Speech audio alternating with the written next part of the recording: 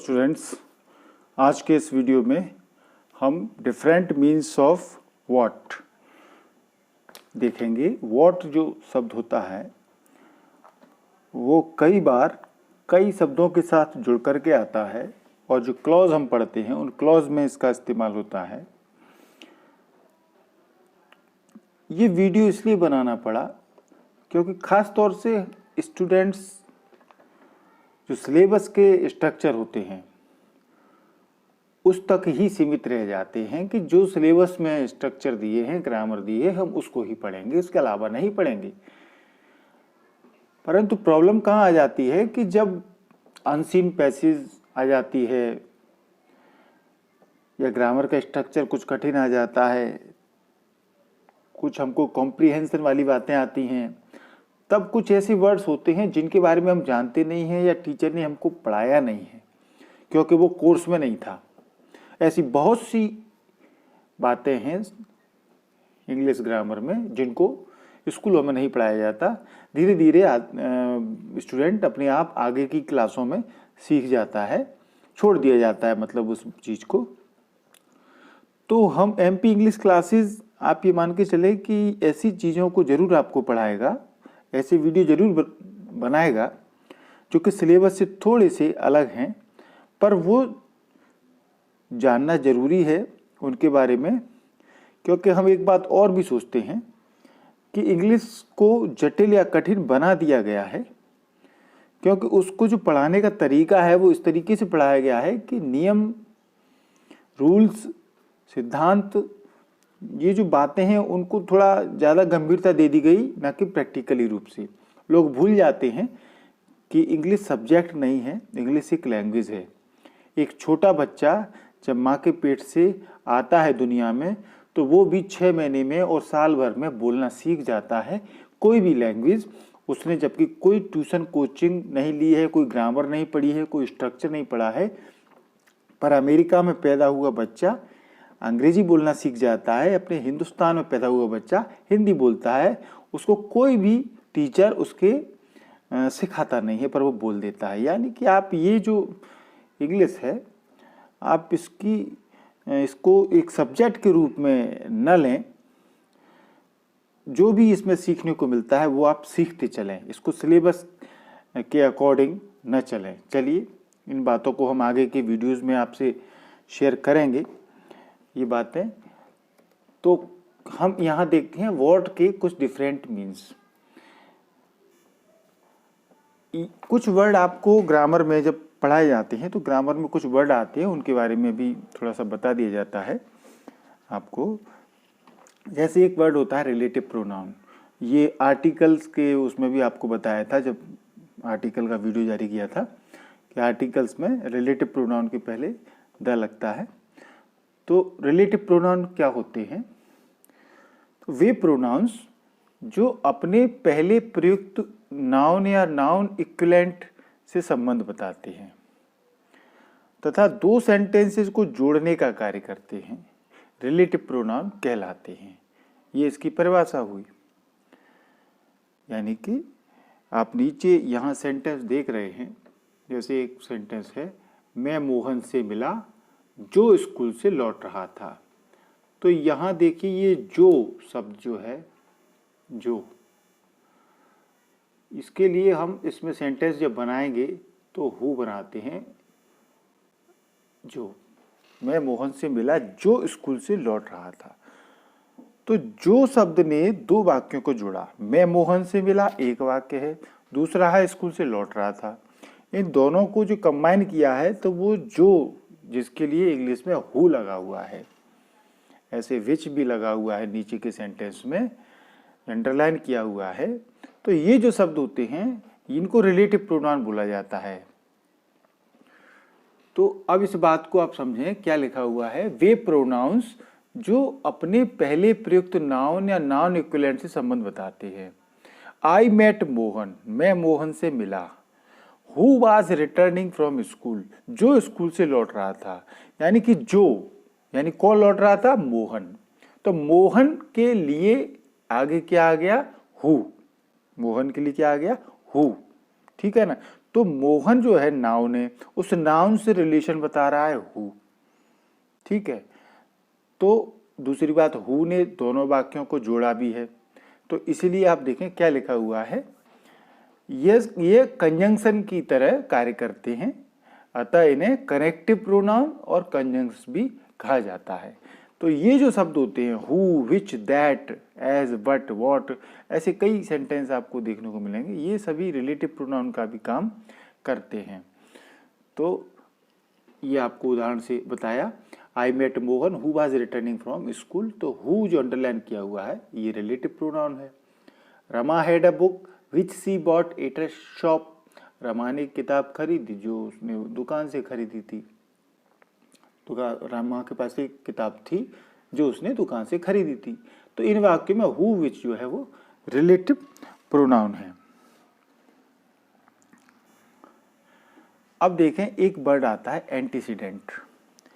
Antecedent क्या होता है, रिलेटिव प्रोनाउन के पहले, यानी हु विच जो हमने आपको बताया रिलेटिव प्रोनाउन, उनके पहले जो नाउन और नाउन इक्विवेलेंट शब्द आते हैं वो एंटीसीडेंट कहे जाते हैं। ठीक है ना, रिलेटिव प्रोनाउन जो है हु विच, इनके पहले जो आता है नाउन वो एंटीसीडेंट होता है। अब रूल क्या है, रिलेटिव प्रोनाउन के रूप में हम इसमें हम व्हाट को पढ़ेंगे, इसलिए हमारा फोकस जो है वो बेसिकली व्हाट पर रहेगा, क्योंकि हम इसमें व्हाट वाले शब्दों को दिखेंगे तो व्हाट पर ही फोकस करेंगे। बाकी WH वर्ड और जो है उनके बारे में आगे की वीडियोस में जानकारी लेंगे। तो रिलेटिव प्रोनाउन के रूप में व्हाट का प्रयोग भी होता है। इस रूप में जब रिलेटिव प्रोनाउन के रूप में इसका अर्थ करते हैं तो क्या होता है, इसका अर्थ द थिंग विच और दैट विच, यानी सिंगुलर में एक कोई वस्तु, और द थिंग्स विच और दोज विच ये प्लूरल हो जाएगा। तो इस अर्थ में होता है व्हाट का प्रयोग। इसका प्रयोग हम वस्तु के लिए होता है, इसका प्रयोग व्हाट का प्रयोग वस्तु के लिए होता है, जैसे हु का प्रयोग व्यक्ति के लिए होता है, व्हाट का प्रयोग वस्तु के लिए होता है। जैसे एक उदाहरण देखें आप नीचे, व्हाट यू से इज फॉल्स, जो तुम कहते हो झूठी बात है, असत्य बात है। ठीक है ना, तो अब व्हाट यू से, व्हाट का अर्थ यहां क्या है, जो।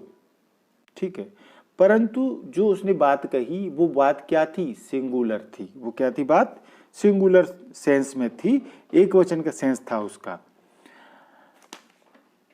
तो यहां इसका अर्थ क्या निकलेगा, व्हाट का earth the thing which, that which या जो भी थी, व्हाट यू से यानी जो भी बात थी वो फॉल्स थी, झूठी थी। तो जो बात थी वो सिंगुलर सेंस में है। ठीक है, तो व्हाट का प्रयोग रिलेटिव प्रोनाउन में सिंगुलर सेंस में होता है। अब प्लूरल में कैसे होता है, ये सेंटेंस देखें, you can eat what you like. यहां व्हाट का अर्थ क्या है, ये किस लिए आया है, इसका सेंटेंस का अर्थ है यू कैन ईट, तुम खा सकते हो, व्हाट यू लाइक, जो तुम पसंद करते हो, जो तुम चाहो वो खा सकते हो। अब खाने की चीजें यानी कि बहुत है, एक चीज नहीं है।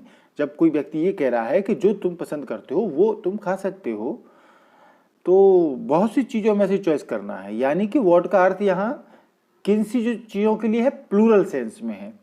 द थिंग्स विच यहाँ सिंगुलर नहीं है, यहाँ थिंग देखें आप, पीछे जो था वो थिंग था, द थिंग विच यानी सिंगुलर सेंस था, क्योंकि झूठ कोई बात थी, व्हाट यू से जो तुम कहते हो झूठ है, तो वो एक सिंगुलर सेंस में था।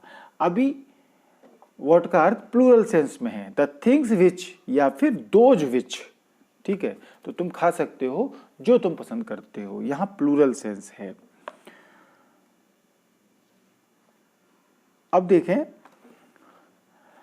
व्हाट का प्रयोग एंटीसीडेंट के लिए नहीं होता है। अभी आपको मैंने एंटीसीडेंट के बारे में बताया था। एंटीसीडेंट वो नाउन होते हैं जो रिलेटिव प्रोनाउन के पहले आते हैं, परंतु कई बार लोग गलती करते हैं इनके प्रयोग में। जैसे मैं उदाहरण नीचे आपको एग्जाम्पल बता रहा हूं, कई ग्रामर में ऐसा होता है। जैसे एक सेंटेंस है, he has given me the pen what I needed. यहां इसका अर्थ ये निकाल रहे हैं कि उसने मुझे वो पेन दिया है जो जिसकी मुझे आवश्यकता थी। वॉट आई नीडेड, ठीक है ना। परंतु ये सेंटेंस नीचे देखो, he has given me the pen which या दैट, इन दोनों में से कोई एक भी, आई नीडेड, जिसकी मुझे आवश्यकता थी। तो यहाँ पर ये वॉट वाला सेंटेंस जो है, ये वॉट जो लगा है यहाँ पर, ये गलत है। जैसे मैंने ब्रैकेट में लिखा है आगे, ये सेंटेंस गलत है।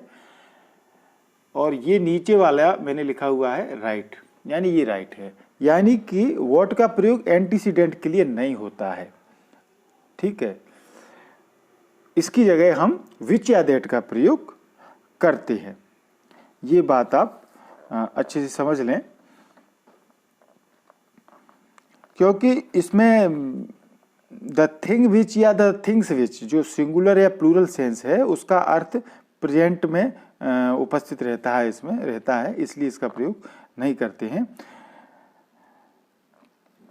चलिए आगे देखते हैं। अब एक और वर्ड, ये तो हुआ रिलेटिव प्रोनाउन की बात हुई। ये शब्द भी आपको सीखना है, इंट्रोगेटिव एडजेक्टिव। ये मैं आपको इसलिए बता रहा हूं क्योंकि व्हाट जो है वो रिलेटिव प्रोनाउन का काम करता है, ये भी आपको बताया। दूसरा, ये एडजेक्टिव का काम करता है, और वो भी इंट्रोगेटिव एडजेक्टिव का काम करता है। क्योंकि मैं अभी आपको ये बात बताने जाऊंगा, जैसे हम जो इंट्रोगेटिव सेंटेंस होते हैं जिनमें who is he, which is his, whose is this cow, what is your occupation, ये जो होते हैं, जब इंट्रोगेटिव, इनको इंट्रोगेटिव प्रोनाउन बोला जाता है। जब हम इस तरीके से व्हाट, विच, व्हेन का प्रयोग करते हैं इंट्रोगेटिव सेंटेंस में, तब वो इंट्रोगेटिव प्रोनाउंस कहलाता है। परंतु यहाँ एक खास बात आप देखें कि इंट्रोगेटिव एडजेक्टिव की बात कर रहे हैं हम, तो हुज, विच या व्हाट इत्यादि को जब नाउन के साथ जोड़कर प्रश्न पूछने में प्रयोग किया जाता है, नाउन के साथ जोड़कर, तब ये इंट्रोगेटिव एडजेक्टिव कहलाते हैं। जैसे यहाँ पर देखें, हुज काउ, यानी कि हुज के साथ में काउ लगा हुआ है। विच सिटी, विच के साथ में सिटी लगा हुआ है। व्हाट के साथ में कलर लगा हुआ है। यानी कि इन WH वर्ड के साथ में कुछ न कुछ नाउन जुड़ा हुआ है। तो यहाँ पर ये इंट्रोगेटिव एडजेक्टिव कहलाते हैं। ये हुज, विच, दैट, इनको क्या कहते हैं? इंट्रोगेटिव एडजेक्टिव कहते हैं। यहाँ पर जब इनके साथ में कोई नाउन जुड़ जाता है, तो ये दो शब्द भी आपको सीखने हैं, क्योंकि अब हम आपको सिखाने जा रहे हैं डिफरेंट यूजेज ऑफ व्हाट। क्योंकि कई बार कुछ टीचरों का ये रहता है कि उनकी समझ रहती है कि यहाँ पर ये वर्ड किस पार्ट ऑफ स्पीच का काम कर रहा है, क्या फंक्शन है इसका। हालांकि मैं इसको केवल ये एक रूल है और रूलों को सीखना चाहिए, इसमें कोई दो राय नहीं है, महत्वपूर्ण है, रूल आने चाहिए। पर ऐसा भी नहीं हो कि रूल इतने हो जाएं कि रूलों को सीखते सीखते जो हमारी मूल अवधारणा है अंग्रेजी सीखने की, वो कहीं खो जाए। तो बस हमारा प्रेशर, बात जो है, जोर इसी पर रहता है कि ज़्यादा रूल में न पढ़ करके यदि कोई कुछ सेंटेंस सीख ले तो बेहतर है, क्योंकि अंग्रेजी एक लैंग्वेज है, हमें सिर्फ उसको समझना, बोलना सीखना है। हमको कोई आगे फ्यूचर में या ऑफिस में हम काम करते हैं, इंजीनियर बनते हैं या कहीं कुछ करते हैं, तो कोई ये नहीं पूछता कि भैया इस ग्रामर का स्ट्रक्चर क्या है, रूल क्या है, न बोलने में न लिखने में, तो ये सब बातें नहीं आती। इसलिए हाँ ठीक है, रूल्स सीखें, पर रूल्स को इतना ज़्यादा नहीं सीखें कि अंग्रेजी हमसे दूर चली जाए। हमको अंग्रेजी को अपने पास लाना है, और पास लाना है तो सिंपल से सिंपल तरीके से हमको सीखना है, ज़्यादा अंदर नियमों में नहीं घुसना है। क्योंकि हाँ ये ठीक है, कंपटीशन में इंग्लिश आती है, कंपटीशन में जब इस तरह की बैंकिंग वगैरह की आप तैयारी करें तब आपको रूल्स अच्छे से पढ़ने ही पड़ेंगे, क्योंकि वो कंपटीशन की तैयारी रहती है, ठीक है। पर जब वो कंपटीशन की तैयारी करेंगे तब ठीक है, अभी तो थोड़ा सा हम इंटरेस्ट तो पैदा करें, तो इंग्लिश यदि अभी से हमारे लिए इतनी बोझ बन जाएगी कि इतने ज़्यादा रियल स्ट्रक्चर हो जाए, हम समझ नहीं पाएंगे, तो बड़ी प्रॉब्लम होगी। कई टीचर मुझे कमेंट करते हैं, तो थोड़ा सा मुझे इस बात के लिए माफ़ करें। मेरा उद्देश्य है कि बच्चे इंग्लिश की तरफ आकर्षित हों, उसको सरल समझें। हम ज़्यादा नियमों का, स्ट्रक्चर का गहराई में जा कर के उन पर बोझ डाल देंगे तो फिर वो मूल अवधारणा जो है सीखने की, उससे दूर भग जाएंगे। चलिए हम इस बात पे आते हैं, different uses of what. What के डिफरेंट यूजेज हम कई बार देखते हैं, क्योंकि ये वर्ड जो हैं हमको काम देते हैं। अनसीन पैसेज आती है, हम सेंटेंस को समझ नहीं पाते, तो हमको इनके शाब्दिक अर्थ भी पता होना चाहिए, क्योंकि हमको बच्चों को मैक्सिमम ये सिखा दिया जाता है जैसे कि व्हाट माने क्या, हवाई माने क्यों, यानी जो क कबूतर वाले शब्द हैं, क्यों, कैसे, कहाँ, कब, ये सिखा दिए जाते हैं। पर कई सालों से मैं देख रहा हूँ कि जब ये बात आती है, जब तक कि हमारे स्कूलों में ये सिखाने की बारी आती है, मैक्सिमम स्कूलों में, सभी स्कूलों की बात नहीं कर रहा मैं, कुछ अच्छे स्कूलों में अच्छा होता है कि जब क कबूतर तो सिखा दिया, क्यों, कहाँ, कैसे, पर जो, जिसने, जैसी जब बात आती है सिखाने की, व्हाट का अर्थ जो होता है, हु का जो होता है, जो क्लॉजेज होते हैं, क्लॉजेज के स्ट्रक्चर में हम चीज़ों को सीखते हैं, वहाँ तक छुट्टी हो जाती है, स्कूल ख़त्म हो जाते हैं, परीक्षाएं आ जाती हैं। क्योंकि क्लॉज का चैप्टर थोड़ा टफ होता है तो शुरुआत में उसको लेते नहीं हैं, बाद में लेते हैं, पर जब तक वो चैप्टर आता है तब तक, तो इसीलिए बच्चे कमज़ोर रह जाते हैं और वो बच्चे आगे बढ़ते जाते हैं क्लासों में, पर कमजोरी बनी रहती है, इसलिए बच्चे शिकायत करते हैं। 12th का बच्चा भी ये कहता है, मेरे पे कमेंट आ रहे हैं, मैं इसलिए उन कमेंटों से पता लगता है मुझे कि सर हमारी तो इंग्लिश इतनी कमज़ोर है कि हम तो बेसिक भी नहीं आता, हमको कुछ भी नहीं आता, टेंस भी नहीं आते। अब उस जो बच्चा 12th में पढ़ रहा है, जो टेंस की शिकायत कर रहा है, यानी कमजोरी कहीं ना कहीं तो हमसे रही है। अब वो चाहे हम किसी भी तरीके से उसको स्वीकार करें या न करें, पर वो कमजोरी है। तो अब देखें यहाँ पर व्हाट किन किन अर्थों में होता है, जो, कौन सा, कितना, कितनी, ये सभी अर्थ व्हाट के होते हैं। कैसा भी होता है, ये भी अपन सेंटेंस से देखेंगे। तो ये ब्रैकेट में लिखा हुआ है कि यहाँ पर व्हाट जो है इनमें एडजेक्टिव का, इंट्रोगेटिव एडजेक्टिव जो मैंने बताया उसकी तरह काम करते हैं, रिलेटिव प्रोनाउन की तरह काम करता है व्हाट। तो ये सब हो गई स्ट्रक्चर वाली बात, रूल की। अब बेसिकली हम ये देखें कि जो सेंटेंस होते हैं उनमें हम कैसे व्हाट के प्रयोग जो दिए हैं, जो, कौन सा, कितना, कितनी, कैसा, ये सब कैसे सीखते हैं। तो सेंटेंस देखें, जो होना था सो हो गया। कितना कॉमन सेंटेंस है, हम रोज यूज करते हैं इसको, हिंदी बोलते हैं, इंग्लिश में बोलेंगे तो बहुत अच्छा रहेगा। What is done is done, what is done is done, जो होना था सो हो गया। तो व्हाट का अर्थ जो। आप कौन सा साबुन लगाते हैं, आप देख लें कि व्हाट के यहाँ हम कौन कौन से अर्थों को सीख रहे हैं, ये सभी को हम देख रहे हैं। जो, जैसे हमने पहले बताया, जो होना था सो हो गया, तो व्हाट यानी जो होना था सो हो गया। कौन सा, दूसरा, आप कौन सा साबुन लगाते हैं, what soap do you use.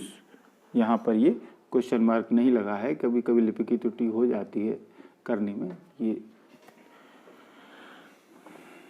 तो what soap do you use, आप कौन सा साबुन इस्तेमाल करते हैं। तो यहाँ पर व्हाट के साथ में सोप लगा हुआ है, तो यह इंट्रोगेटिव एडजेक्टिव है। यह कमरा कितना चौड़ा है, ये सेंटेंस हम डेली यूज करते हैं। What is the width of this room, what is the width of this room, इस कमरे की चौड़ाई कितनी है। तो इस तरीके से, यह नदी कितनी गहरी है, what is the depth of this river, इस नदी की गहराई कितनी है, what is the depth of this river. कैसा सुंदर बच्चा है, what a lovely child, what a lovely child. तो ये आपने देखे व्हाट के अलग अलग अर्थ, इनके जो शाब्दिक अर्थ होते हैं व्हाट के, वो हमने इन सेंटेंसों में आपको बताए। आराम से आप देखिए और इनको दिमाग में रखिए, समझते रहिए। आगे और देखते हैं। मैं नहीं बताऊंगा जो मैंने उसके कमरे में देखा है, मैं नहीं बताऊंगा।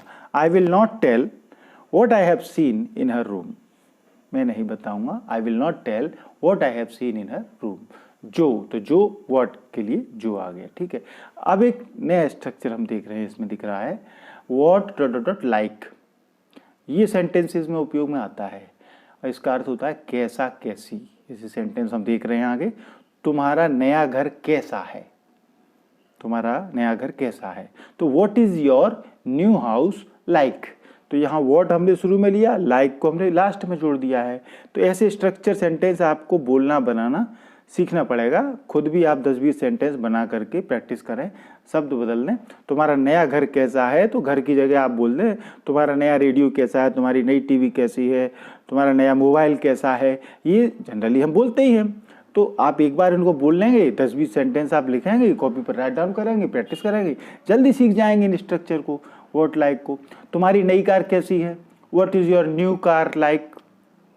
तुम्हें कैसा कलर ज़्यादा पसंद है, what colour do you like most. तो इस तरीके से हम व्हाट लाइक का प्रयोग करते हैं। नीचे एक और है व्हाट फॉर।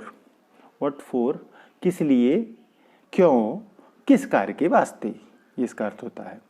तो यह औजार किस कार्य के वास्ते है, किस लिए है, यह औजार किस कार्य के वास्ते है, किस लिए है, ऐसा भी बोल सकते हैं।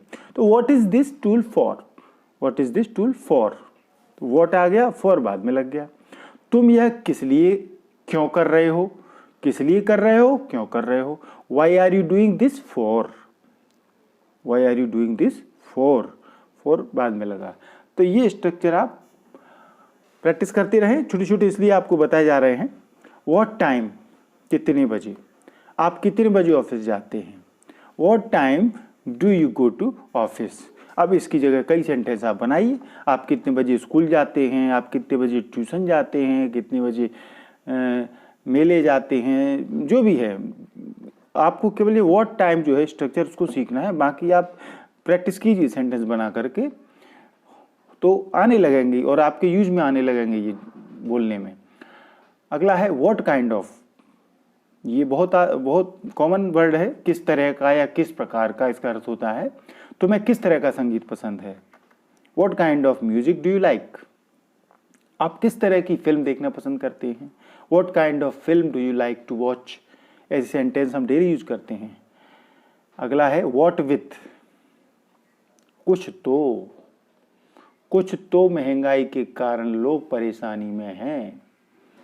What with dearness people are in trouble, कुछ तो महंगाई के कारण। बस इतने से का हमने कर दिया है व्हाट विथ डियरनेस।